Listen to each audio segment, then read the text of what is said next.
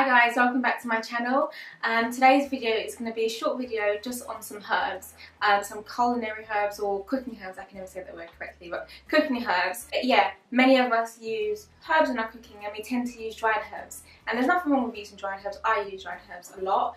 But there's something that you get out of using fresh herbs, like the taste of them. They just really add to a dish and they bring out so much flavour, and there's so many health benefits in using fresh herbs in cooking and in your food and in your drinks and whatnot. So yeah, I just want to talk about a few herbs today that are my favourites, and also a few recipes that you can add them to or make with them. Okay, so the first one is basil. Looks like this. Basil is very anti-inflammatory, it's great at aiding your digestion, and basil, like with many fresh herbs, they have a high content of essential oils, and that's what gives it its really fragrant smell.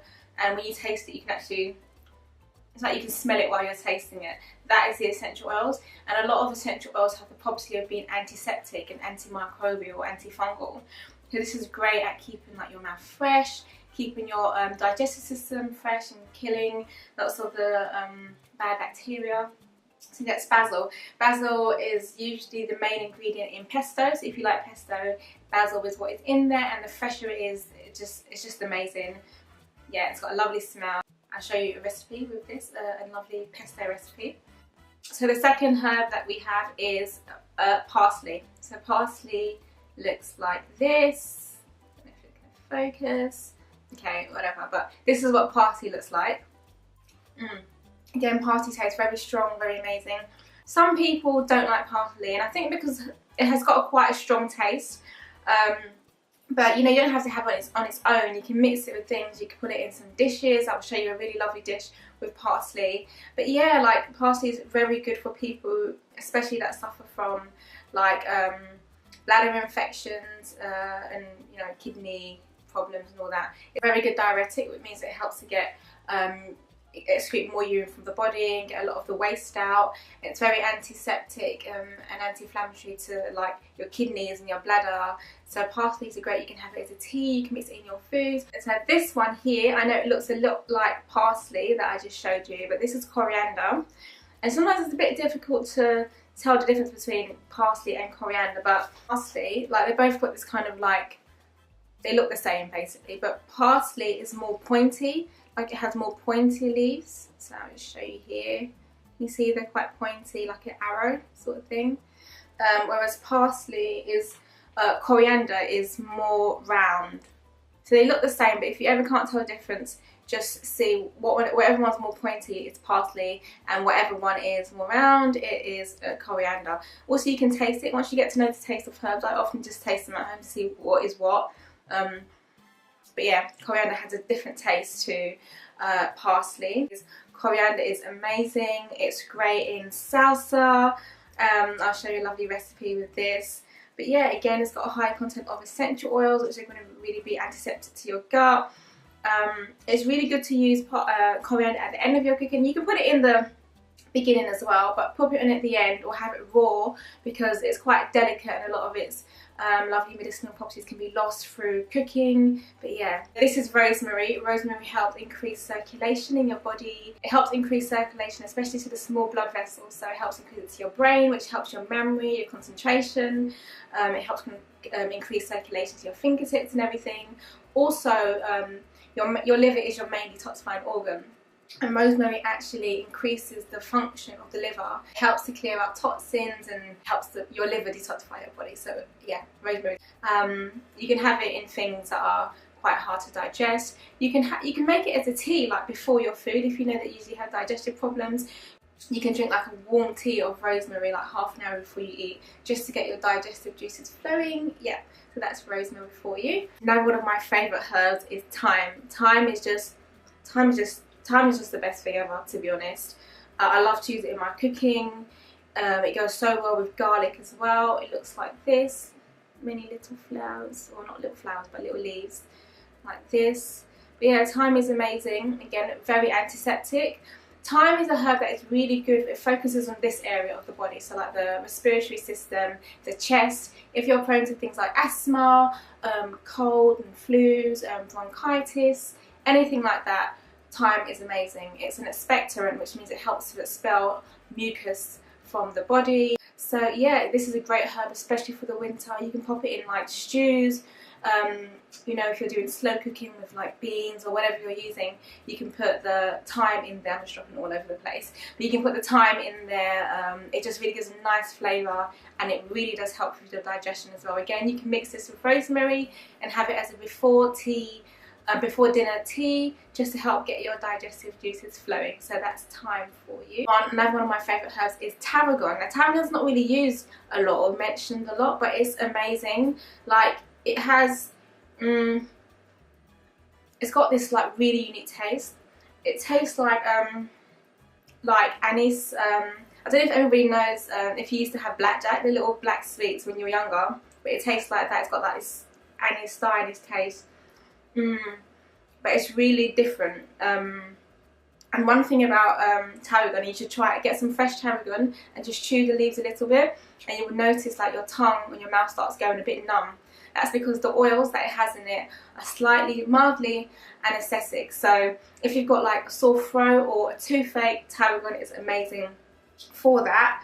So last one is chives. I'm sure everybody knows what chives look like. Chives, they kind of have like a garlic onion taste. A lot of the properties, the medicinal properties that garlic and onion have, chives have them also, and some of the same like constituents and essential oils. So yeah, again, it's antiseptic to your gut and your body. You can make chives, you can chop them up and put them in salads if you don't like the rawness of raw onions, because raw onions sometimes can be too strong. But if you want a mild onion taste but not too strong, you can just chop up some chives and put them in your salad. So this is the first recipe. Sorry for the bad lighting, I haven't quite got this recipe recording thing down yet, but I hope you can see it. So we're going to make a wheatgrass pesto. So as I said, the main ingredient that are usually in pestos is basil. So we're going to use basil here. So what I've got first is some soaked cashews. I've soaked them for about 3-4 hours. You can soak them overnight or at least 3 to 4 hours, or even if you can't soak them, as long as you've got a really good blender, then it should be fine. But it just adds some extra smooth creaminess if you do soak them.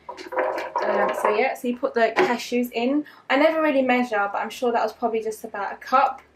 But the good thing about doing a pesto, you can add not take away, but you can add whatever you need as you go along. So yeah, add the cashews. Then I'm going to add the basil. Again, not really sure how much. Just as much as your taste allows. Then you need to add some olive oil into it. I want to add some, just got some fresh garlic cloves. Yeah, I'm adding this much. Again, I really love garlic, but judge it and add depending upon your taste. Garlic, I know we didn't speak about garlic, but garlic, I'm sure you all know, it's got amazing antiseptic, antimicrobial, antifungal properties. And it's just great for your immune system and your respiratory system and everything. But yeah, I love garlic in all my food. Then you want to add a bit of salt to it. Again, this is it. This is dependent upon your taste. So judge it accordingly. And then I'm going to add some yeast flakes to it because it gives it a nice taste. Now you can also add like some like cayenne pepper if you like. But I'm just going to keep it simple. Today it might need a bit more olive oil, but remember the oil from the cashews is going to also give it some creamy smoothness in it as well. Yeah, and then basically you just blend it. Sorry, how can I forget the main ingredient? This is a wheatgrass pesto recipe, and I forgot the wheatgrass. Yeah, I thought something was missing, but yeah, wheatgrass, a teaspoon. Again, if you've never had wheatgrass, if your first time making wheatgrass pesto, just use a little bit first and see how you like it. And yeah, you can add more if you like, but I add about a heaped teaspoon. Don't forget the wheatgrass in the wheatgrass pesto, main ingredient.